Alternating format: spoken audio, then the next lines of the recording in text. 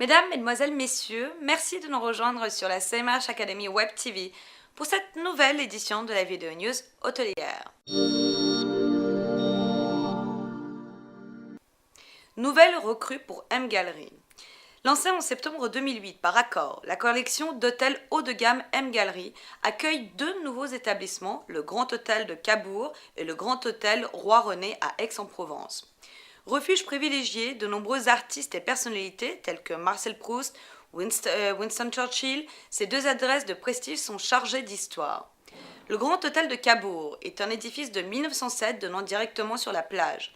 Réinventé par le studio Marc Ertrich et Nicolas Adnet, l'établissement a rénové 2 étages de chambres, ses suites, son restaurant et sa salle de réception Marcel Proust. L'hôtel compte 70 chambres, à la fois classiques et contemporaines, ainsi que 2 suites, propose air conditionné, internet et room service 24 heures sur 24. Côté services hôteliers et loisirs, la connexion Internet Wi-Fi est disponible dans tout l'établissement, ainsi que des services de blanchisserie, pressing, parking privé, location de véhicules. Au cœur du centre historique d'Aix-en-Provence, le Grand Hôtel Roi-René fait partie du patrimoine de la ville depuis 1929. Le cabinet Design Studio a repensé les espaces de l'établissement, tels que le restaurant, la table du roi, qui donne sur le patio, le bar, l'intemporel et la réception. L'établissement abrite 134 chambres de style contemporain, dont 3 suites ornées d'un mur d'eau rappelant les fontaines d'Aix-en-Provence. Toutes proposent air conditionné, internet et room service 24 heures sur 24. Outre la connexion internet Wi-Fi en place dans tout l'établissement, les voyageurs bénéficient d'un service voiturier, de blanchisserie, d'un pressing et d'un parking privé et d'un service de limousine. La ville de Dax reprend les hôtels d'Accor.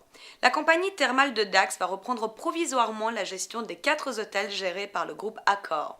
Les 250 employés des hôtels Ibis, Miradour, Dax Thermal Splendide et des Thermes vont avoir à partir du 1er janvier prochain un nouvel employeur, la ville de Dax elle-même, via sa compagnie thermale dont la ville est l'actionnaire majoritaire. La ville a cependant l'intention de trouver un ou plusieurs nouveaux repreneurs. Les délais sont toutefois trop courts d'ici le 31 décembre pour finaliser les contacts pris avec d'éventuels repreneurs. Le groupe Accor voulait quitter Dax. Or, il avait été condamné en février dernier à poursuivre la gestion des hôtels jusqu'à la fin de l'année 2009 et à verser 3,6 millions d'euros de dommages et intérêts à la ville de Dax pour rupture de contrat abusive. Un procès avait opposé durant 2 ans la municipalité au groupe Accor qui gérait 4 grands hôtels dont la ville est propriétaire. Accor reprochait à la municipalité de ne pas entreprendre des travaux d'hygiène et de sécurité pourtant obligatoires dans ce genre d'établissements thermaux. L'enjeu était d'importance car la fréquentation de la station thermale d'Aquoise ne cesse de baisser depuis près de 8 ans maintenant. Accor pensait rompre à moindre frais son contrat avec la ville, l'autorisant à exploiter les 4 hôtels jusqu'en 2015, mais a été condamné pour rupture abusive. Dax est la première cité thermale française avec environ 50 000 curistes par an contre 570 000 pour la France entière. L'ensemble des stations thermales aquitaines prend 17% de ce marché. L'hôtel Lambert. Christine Albanel donne son feu vert aux travaux. La ministre de la Culture, Christine Albanel, a donné mardi son feu vert aux travaux de rénovation de l'hôtel Lambert, magnifique hôtel particulier situé à la proue de l'île Saint-Louis à Paris et devenu propriété de la famille de l'émir du Qatar, depuis 2 ans désormais.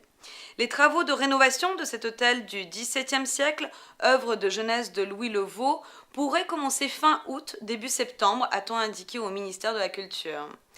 C'est la commission du Vieux Paris, composée d'experts et d'élus, qui avait tiré la sonnette d'alarme le 18 décembre contre le projet initial de rénovation de cet hôtel particulier. La mairie de Paris, habilitée à se prononcer sur l'aspect extérieur du projet dans le cadre du plan local d'urbanisme, avait alors relayé ces critiques. En mai, compte tenu des modifications apportées, le maire de Paris, Bertrand Delanoë, avait reconnu que le projet avait été amélioré, mais il avait émis un certain nombre de réserves. Le ministère de la Culture en a tenu compte en partie. Le maire demandait que la secrétaire générale de la commission du Vieux Paris intègre le comité, rappelle-t-on au cabinet de M. Delanoë. Le ministre a choisi de l'associer régulièrement. Le ministère a accédé au souhait du maire qui voulait que la zone dévolue au stationnement sous la cour ne soit pas supérieur à la superficie actuelle. Il a promis qu'aucun cuvelage, structure en béton, ne serait mis en place lors des travaux sous la cour d'entrée et sous une partie du jardin. En revanche, le ministère n'a pas suivi la mairie qui contestait le projet de rehaussement de 50 cm du mur côté quai. Mesdames, Mesdemoiselles, Messieurs, merci de nous avoir suivis et rejoignez-nous la semaine prochaine pour plus de news sur la CMH Academy Web TV.